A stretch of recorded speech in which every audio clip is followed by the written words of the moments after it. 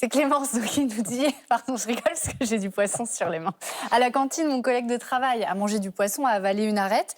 Pouvez-vous, par chance, elle est partie toute seule, mais que faire quand elle reste coincée dans la gorge? Alors imaginez la scène, vous êtes à table, vous déjeunez avec vos collègues, vous dégustez votre poisson, et là, vous ressentez une douleur plus ou moins forte, un picotement ou encore une difficulté à déglutir. C'est peut-être l'arête de poisson coincée, et ça peut être une situation stressante. C'est pour ça qu'on va essayer de donner les meilleurs conseils pour ne pas paniquer à ce moment-là, surtout quand ça arrive aux enfants. Et les arêtes, c'est souvent avec les poissons blancs ou encore les saumons, etc. Ça peut provoquer une gêne, une douleur, mais heureusement, il n'y a pas de risque d'étouffement. Et c'est vrai que dans ces situations, on ne sait pas toujours, enfin je dis on, j'allais dire on ne sait pas toujours quoi faire.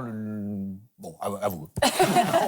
Très bien. Non, parce que moi je sais quoi faire. Bah oui, vous êtes médecin, je me mets avec les téléspectateurs. Bah oui, exactement. Voilà, moi, c'est vrai que j'aurais pas du tout su avant de faire cette chronique. Et vous voyez là, donc on voit sur cette image l'arête là qui est coincée au niveau des gorges vocales. C'est vrai qu'on peut imaginer des cordes vocales, pardon. On peut imaginer, voilà, à quel point ça peut être stressant comme situation.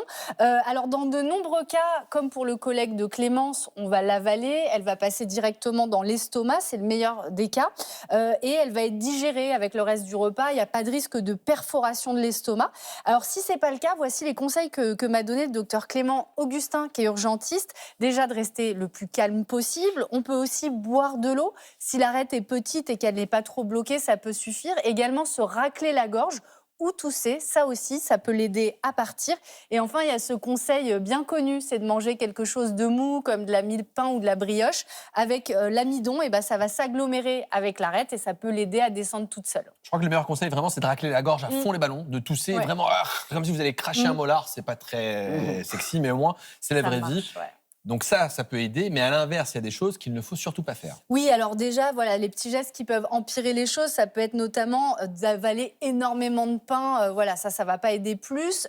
Aussi d'aller chercher soi-même l'arête, parce qu'au final, vous allez mettre les doigts dans la gorge. Ça va vous donner un réflexe de nausée, mais il y a peu de chances que vous y arriviez. Et également, on peut trouver des conseils comme avaler des choses acides, type vinaigre ou du cola. Bon, là aussi, c'est contre-productif. Et si malgré tous vos efforts, eh bien l'arête reste coincée, là on n'a pas le choix que de consulter. Exactement, donc c'est un motif fréquent de consultation, y compris aux urgences, comme disait le docteur Augustin. Donc on peut aller voir son médecin généraliste, son ORL ou effectivement aller aux urgences. Donc si c'est coincé au niveau des amygdales, de la gorge, que ça se voit à l'œil nu, le médecin va simplement le retirer avec une pince assez longue. En revanche, si c'est plus bas, eh bien là, les médecins pourront réaliser une fibroscopie et retirer l'arête. Alors, le docteur Augustin m'expliquait que c'est assez rare, mais que dans certains cas, ça peut créer un abcès. Et donc, d'où l'importance de la faire retirer et de ne pas garder ça des jours et des jours. L'objectif, c'est d'éviter un maximum d'avoir une arête qui se coince, si vous avez quelques conseils. Exactement. Même si, c'est dur à éviter, mais on va essayer de mettre le maximum de chances de notre côté. Alors déjà, bien inspecter son poisson avant de le servir, y compris avec les doigts, parce que ça permet, bien propre, bien sûr, ça permet de sentir les arêtes. Et donc, en faisant la chronique, j'ai découvert qu'il y avait ces pinces à arêtes. Donc, tout à l'heure, on s'est entraîné. Je ne le savais pas, Jimmy, je l'ai appris. On s'est entraîné avec Sylvie. Et par exemple, donc ici, on a. Super, voilà, il y a la caméra qui vient. On a réussi assez facilement à retirer cette grosse arête. Qui est ici, vous voyez. Donc, elle est quand même. Mais elle était bien cachée à l'intérieur. Donc, ça a pris un peu de temps. Voilà, on y va tranquillement. On nettoie bien son poisson, surtout avant de le servir aux enfants. On peut aussi demander à son poissonnier, bien sûr, de le faire en amont. Mais double vigilance à la maison. On nettoie tout ça. Merci beaucoup, Corinne, de toutes ces précisions. On passe à notre dossier du jour. À petite dose, il est indispensable à l'organisme. Mais si on en consomme trop, il favorise les maladies cardiovasculaires. Et contrairement à ce qu'on pense, en fait, ce n'est pas vraiment la salière qui pose problème, c'est le sel caché dans de nombreux aliments.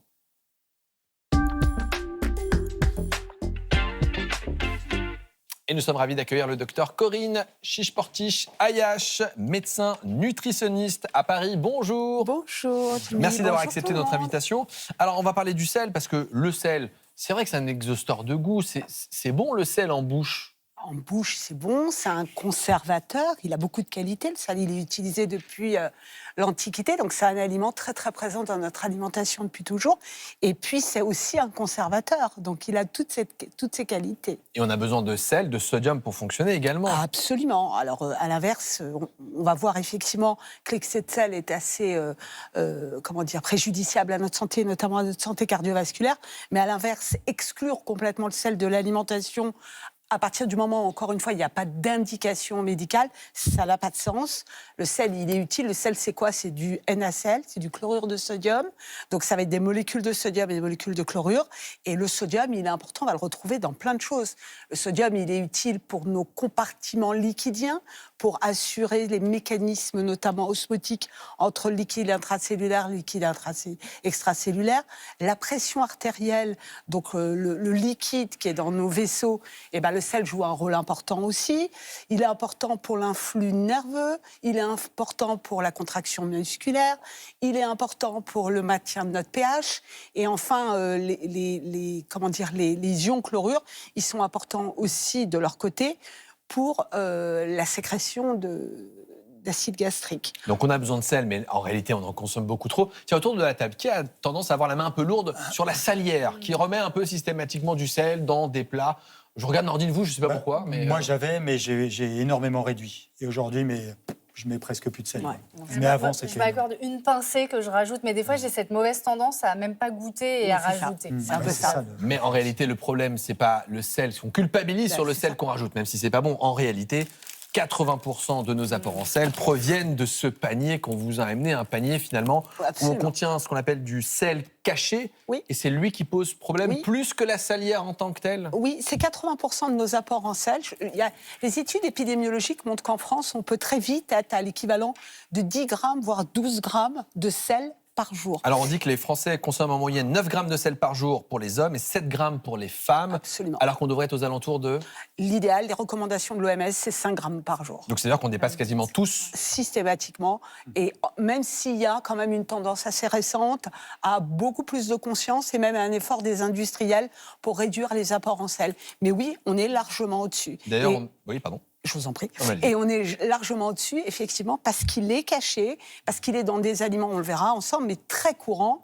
Et voilà. Et donc, l'addition monte très, très vite. Et à partir de quel âge on consomme du sel finalement, on peut en consommer en Dès tout qu'on cas diversifie l'alimentation et dès qu'on va avoir recours à ces aliments industriels. Donc une fois de plus, et quel que soit le sujet qu'on aborde, plus on sera sur une alimentation brute, la plus brute possible et la plus cuisinée, maîtrisée par nos soins, mieux on contrôlera nos apports en sel. Parce que le sel favorise notamment les maladies cardiovasculaires et vous allez comprendre pourquoi. Lorsque vous avez une alimentation qui est trop salé, eh bien malheureusement, ça va faire monter la tension artérielle. En réalité, le sel est certes bénéfique, mais on a tendance à en consommer trop, ce qui fait que le sel entraîne ce qu'on appelle de la rétention. Et cette rétention, elle va se faire notamment au niveau des vaisseaux sanguins, où vous allez avoir un afflux plus important de sang, et donc par conséquent, une tension artérielle qui augmente. Or, lorsque la tension artérielle est trop élevée, eh bien ça fait le lit des maladies cardiovasculaires. Donc il y a un lien direct entre le sel, l'hypertension artérielle, l'accident vasculaire cérébral ou encore l'infarctus du myocarde.